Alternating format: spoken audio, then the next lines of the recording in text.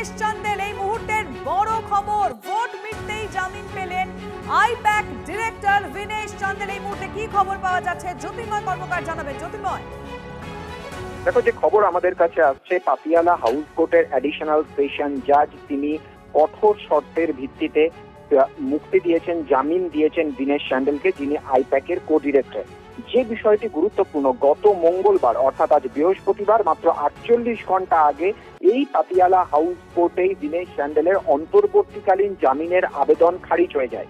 তিনি আবেদন করেছিলেন যে তার মা ডিমেনশিয়ায় আক্রান্ত এবং তার মেডিকেল অ্যাসিস্ট্যান্স প্রয়োজন এবং বাড়িতে এই মুহূর্তে কেউ নেই যে মাকে এই মুহূর্তে সাহায্য করতে পারে।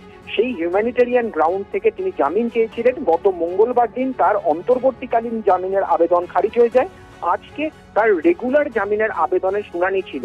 সব থেকে যেটা চমকে দেওয়ার মতো বিষয়, যে এই জামিনের কোনো রকম বিরোধিতা করেনি ইডি, বরং তারা জানিয়েছে যে বিনেশ চান্দেল তদন্তে সব রকম সহযোগিতা করেছে এবং সেক্ষেত্রে তার উপরে শর্ত আরোপ করে তাকে যেন জামিন দেওয়া হয়।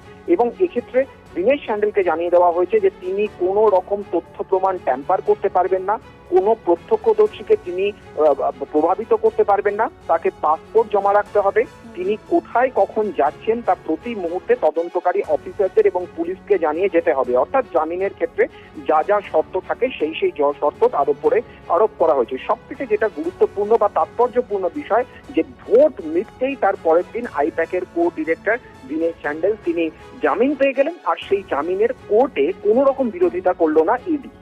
জ্যোতির্ময়, তুমি একটু প্লিজ সঙ্গে থাকো। এই মুহূর্তে তৃণমূল মুখপাত্র শান্তনু সেন আমাদের সঙ্গে রয়েছেন। শান্তনু বাবু, এই মুহূর্তে বড় খবরে নজর, ভোট মিটতেই জামিন পেলেন আইপ্যাক ডিরেক্টর বিনেশ চান্দেল এবং তার জামিনের বিরোধিতা করেনি ইডি, আমরা জানতে পারছি, কি বলবেন? দেখুন, আমরা যেটা বারবার বলে আসছি, বহু দিন ধরে বলে আসছি এবং সারা ভারতবর্ষের মানুষ যেটা ইতিমধ্যেই উপলব্ধি করেছে, যে 1956 সালে তৈরি হওয়া এই ইনভেস্টিগেটিং এজেন্সি এনফোর্সমেন্ট ডিরেক্টরেট একটা extra department of government of West Bengal, government of India run by BJP হয়ে গেছে, বিজেপি একটা পলিটিক্যাল উইং হয়ে গেছে, সেটা আরো একবার প্রমাণ হলো। আমরা বারবার বলেছি যে এই ধরনের সেন্ট্রাল এজেন্সিকে বিরোধী শাসিত রাজ্যগুলোতে বিরোধী রাজনৈতিক দলগুলোর বিরুদ্ধে, বিরোধী রাজনৈতিক নেতানেত্রীর বিরুদ্ধে, এমনকি বিরোধী রাজনৈতিক দলগুলোর যারা ভোট কুশলী তাদের বিরুদ্ধেও বারবার ব্যবহৃত হয়। 0.42% কনভিকশন রেট নিয়ে এনফোর্সমেন্ট ডিরেক্টরেট এর আগে বারবার দেখিয়েছে যে ইনভেস্টিগেশনের আওতায় থাকা বিজেপির নেতারা যখন, অন্যান্য নেতারা যখন বিজেপিতে যায়, সঙ্গে সঙ্গে তারা ধোয়া তুলসী পাতা হয়ে যায়। আমরা দেখলাম নির্বাচনের আগে আমাদের আইপ্যাকের প্রতীক জৈনের বাড়িতে কিভাবে রেড করা হলো, এবং আমরা দেখলাম আইপ্যাকের অফিসে গিয়ে কিভাবে ইনভেস্টিগেশনের নামে আমাদের তৃণমূলের সমস্ত তথ্য, ভোটার লিস্ট থেকে শুরু করে সবকিছু ছিনিয়ে নেওয়ার চেষ্টা করা হলো। এবং 2020 সালের একটা কেসকে টেনে এনে হঠাৎ করে নির্বাচন শুরু হওয়ার 10 দিন আগে আমাদের আইপ্যাকের আরেকজন ডিরেক্টরকে যেভাবে নিয়ে যাওয়া হলো, এবং তারপর আমরা দেখলাম গতকাল ভোটের দ্বিতীয় দফা এবং শেষ দফা শেষ হওয়ার পরেই আজকে তিনি জামিন পেলেন। এবং সেই বুঝতে পারছি শান্তনু বাবু, আপনাকে অনেক ধন্যবাদ আমাদের সাথে কথা বলার জন্য, আপনার প্রতিক্রিয়ার জন্য। এই মুহূর্তে বড় খবরে নজর রেখেছি আমরা। ভোট মিটতেই আমরা দেখতে পেলাম জামিন পেলেন আইপ্যাক ডিরেক্টর বিনেশ চান্দেল। এই মুহূর্তের অত্যন্ত গুরুত্বপূর্ণ খবর, বিনেশকে জামিন দিল দিল্লির পাতিয়ালা হাউস কোর্ট। বিনেশের এই জামিনের বিরোধিতা করেনি ইডি। আদালতে ইডির তরফ থেকে কি বলা হলো, যে বিনেশ চান্দেল তিনি সম্পূর্ণভাবে তদন্তে সহযোগিতা করেছেন, তবে বেশ কিছু শর্ত কিন্তু আরোপ করা হয়েছে।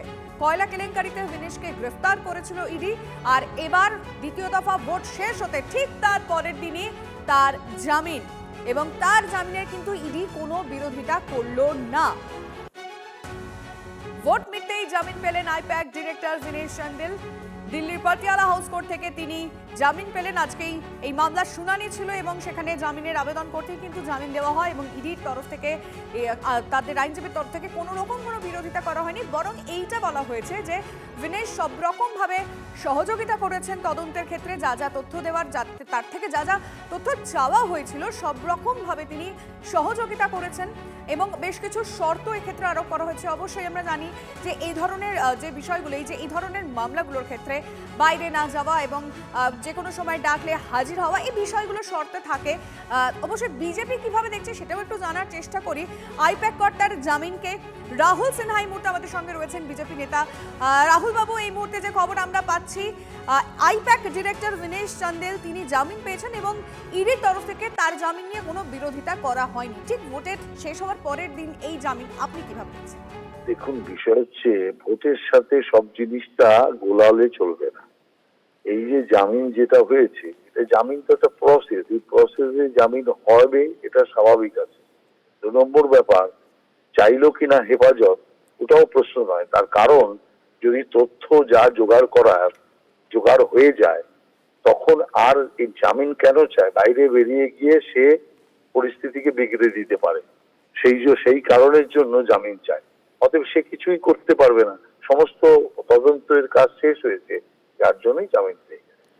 ধন্যবাদ আপনাকে।